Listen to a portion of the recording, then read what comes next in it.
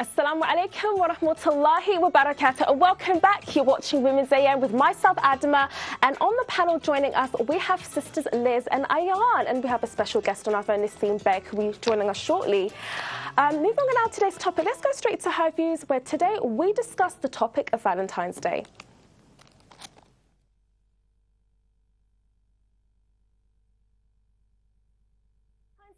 A day highly anticipated by millions all over on what surprises their loved ones will have in store for them. The question of will he, won't he remember to get me flowers floods the minds of many young women, whilst many singletons have the prospect of spending it in front of the TV, watching rom-com movies, dreaming about a perfect Valentine's Day. Love and romance is what Valentine's Day is all about. It is one of the most important days of the year in the modern age all over the world. How should we as Muslims address this day, and what is the message that it sends? We will discuss this and more, but let's have a look at this feature on the matter.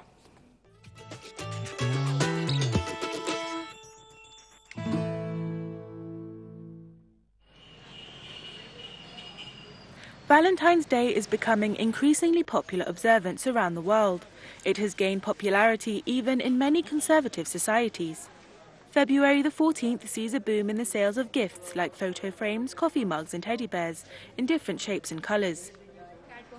I have seen a good number of items, but the one I like best for my fiancé is the heart-shaped watch and lovely card, which is so good. And in fact, all the items on display here are so nice that I would like to gift the entire shop to my future husband. The owner of a shop in India's western Rajkot, Hassan in Johor, said that there were many new gifts for Valentine's Day.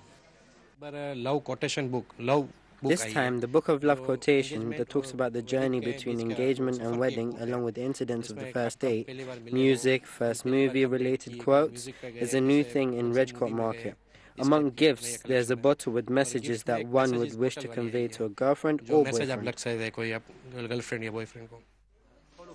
Like most people in the world, many men and women in India, particularly young couples, now celebrate Valentine's Day in a big way. They dress in fine clothing and show their loved ones how they feel about them. People all over the world put aside one day of the year, February 14th. But is just one day enough to show affection to your loved ones? Interesting clip.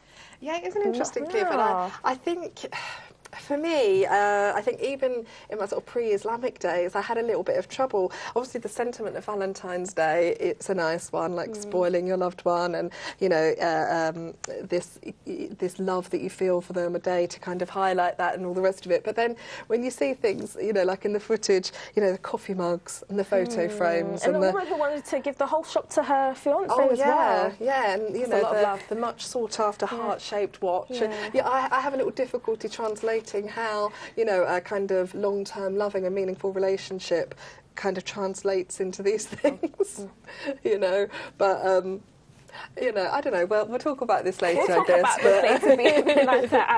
This is a live show. You can join in our discussion by calling in and sharing what you think about Valentine's Day. And if you have any tips on strengthening the husband and wife relationship, the number to call is on the screen. Well, I'm going to start with introduce our guest who's on the phone with us. Assalamu alaikum, Naseem Beg.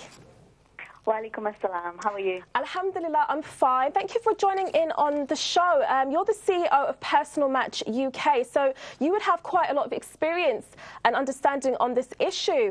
So I'm just going to start with the first question and to round up to start off our discussion. Love and romance is what Valentine's Day is all about. So what's wrong with declaring your love for that one special person? There's absolutely nothing wrong with it at all. You know, husband and wife should show affection on a daily basis. So my opinion is Valentine's Day is just one day out of the year. And, you know, from our Prophet, peace be upon him, who used to show love and affection to his wife every single day and, you know, on a constant basis, is something that should be more thought upon. So this just picking out one day a year, I think it's... from Islamic, it's not an Islamic calendar as well, so I think we all know this, and it does sort of have an impact on people. Maybe they're not in a relationship, and all these flowers and chocolates are flying about, and you know that it does have sort of a devalued effect on people who are not in a relationship as well, I feel. That's not actually a very interesting comment that she's made, that the context that we need to be looking looking at the celebration within the context of Islam. We only have specific festivals, and Ayan, could you enlighten us a little bit about that? Yeah, you know, in Islam that we know, we have two celebrations, and that's the two Eids, Eid al-Fitr and Eid al-Adha. So that's what we should be celebrating on a larger scale of things. But for me, it's looking at, you know, how Valentine's Day came about. What is it all about? And it was quite interesting because we were having this discussion earlier about the history of Valentine's Day and where it came from. And it was actually a Roman pagan festival that was supposed to celebrate Lupercus, and it was also Lupercalia or something like that. And it was a time of debauchery, a lot of fornication, and a lot of really deviant sort of behaviour, and something that obviously in Islam it's not part of Islam. And then sort of the context from which it came down and how it's evolved now. For me, it's everything has a history, and to know that that's the history that came from Valentine's Day, to me is kind of like, well, I don't know if I want to be taking part in that. And then another thing is, you know, who are you showing that love to? Because a lot of people go through Valentine's Day, like make this huge effort, tend to be people who aren't married.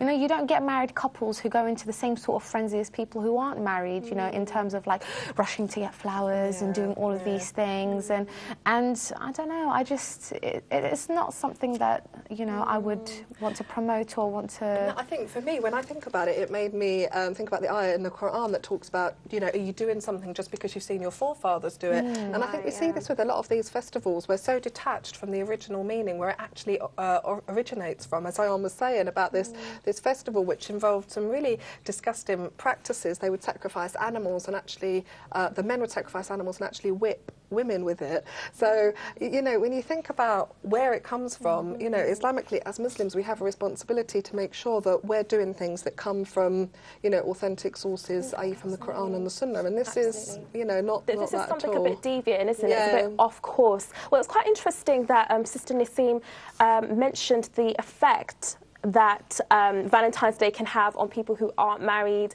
and Ayan mentioned the fact that it's mostly unmarried couples that tend to sort of celebrate this a little bit more and tend to have a lot more love and enthusiasm for this day. How can having this one day in the year to celebrate your love for your spouse have an effect on your marriage? How, you know, how does that come about, Mrs. Liz? I think for me, it's really, I don't think it's a healthy way to look at your relationship. So it's almost, you know, every other day doesn't really matter, as long as you can make this one big gesture on Valentine's Day. It can kind of make everything okay again. You know, what we need to be looking for is a kind of sustained a healthy relationship between two people where you respect one another, you love one another, and you do things for each other because you want to, not because it's February the 14th and tradition dictates that on this day you do something nice for somebody.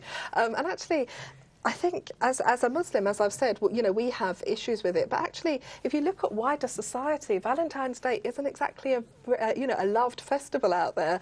I was reading this article in the Huffington Post. It's a bit old now, but this article basically says, allow me to grossly generalise, or more precisely, genderalise. And it goes on to talk about the different ways that men and women look at Valentine's Day. And for women, it's about how much does he love me, and how much he loves me is going to be exactly proportionate to what he buys me, or what he gets for me, or what he does for me on this day. And for a man, they're thinking, oh my gosh, what can I do? What can I buy? But, you know, and the reason for that is because they know there's some kind of a payoff for what they do. And in the article, he says what the ladies like to call intimacy. And I think this kind of payoff, you know, like exchange and reward for certain things within a marriage, it's distasteful, not to mention contrary, obviously, to our deen and what we believe as Muslims. Well, it's actually kind of interesting that you mentioned that, because it's almost like as if this your whole relationship weighs upon this one day. So it's like if you don't get anything for your loved one on that day, it's almost like you don't love them, because there is that expectation that you should. But it's really important to ensure that we have something that's obviously a lot more long term. What's also very important about Valentine's Day is the commercialization about. We just saw in the feature clip just a while back, you know, the merchandise, the manufacturing that's devoted to Valentine's Day. And I actually want to pose this question to Sister Naseem: is Valentine's Day just another ploy by companies needs to make money like other festivals within the West or outside of the West? Basically, I've just been doing a bit of research on that. And, you know, the UK market alone for Valentine's Day is £1 billion. £1 billion for one day. So, and 21 million stems of roses are sold on this one day. Wow. So think about the amount of money and the amount of pressure that goes on to sales assistants, to advertising people, to, again, you know, husbands in particular who think, well, if I don't buy my wife roses and everybody else has been given roses, you know, it's a bit of like keeping up with the Joneses thing as well. So a lot of pressure.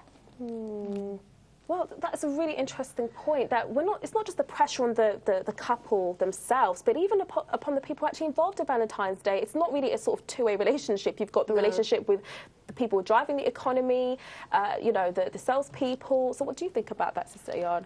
Oh, my goodness. You know what? When I think of Valentine's Day, I just think, oh, God, it's such a sad day. Yeah. Sad for both people involved, for the man and the woman. Sad because the man feels that he has to get something in order to make his spouse happy on this one particular day, because if he doesn't, he is going to get nagged, or he's going to get the silent treatment.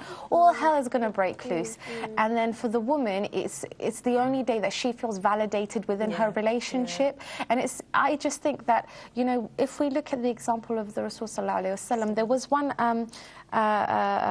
narration from Aisha radiallahu anha where she said the Prophet sallallahu alaihi wasallam said, the most beloved deed to Allah is the most regular and constant, even though it were little. So the same thing applies even within a marriage, because at the end of the day, you're there as a mercy between one another, isn't it? To show that rahmah, to show that love.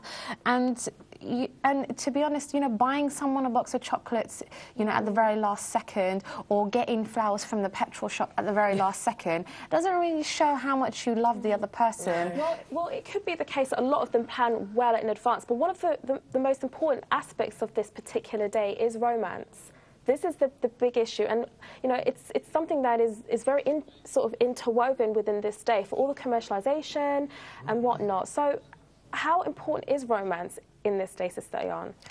Well, romance is important every day, you know. Obviously, when you've been